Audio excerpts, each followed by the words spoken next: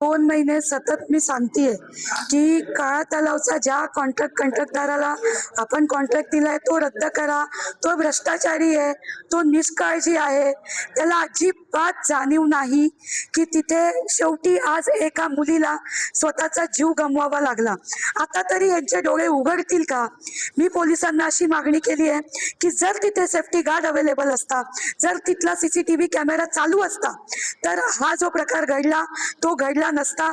आपण त्या मुलीला वाचवण्यात कुठेतरी म्हणजे अपयशी जो ठरलोय तो ठरलो नसतो. माझी मागणी आहे की जो कॉन्ट्रॅक्टदार आहे विजय इंगळे, त्याच्यावर स्वदेश मनुष्यवधाचा गुन्हा दाखल करण्यात यावा. त्याच्या निष्काळजीपणामुळे या मुलीला स्वतःचा जीव गमवावा लागलाय आणि त्वरित त्याला जे महानगरपालिकेने कॉन्ट्रॅक्ट दिलाय तो त्वरित रद्द करण्यात यावा. माननीय महापौर यांच्या अध्यक्षतेखाली KDMC या ठिकाणी पोलीस विभागाच्या आणि KDMCचे अधिकारी यांच्यामध्ये एक समन्वय बैठक घेतलेली आहे. त्या बैठकीमध्ये जे विषय झाले त्याच्यामध्ये CCTVचा सुद्धा विषय आलेला आहे. त्यामध्ये समन्वय साधून कारवाई करण्याची ठरलेली यामध्ये सूचना दिलेल्या आहेत.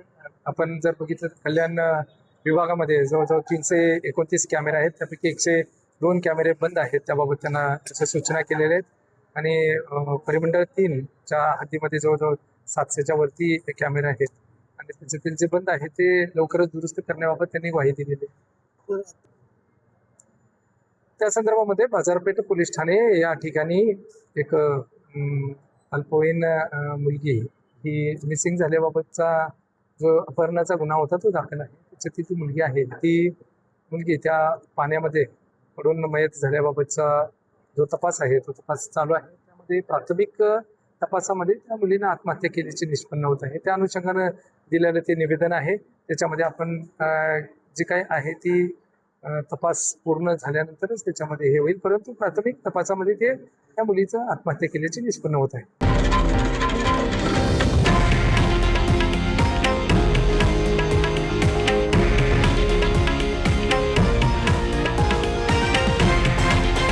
हे आहे देशातील नंबर 1 न्यूज नेटवर्क आणि आपण पाहत आहात TV9 मराठी, एकमेव.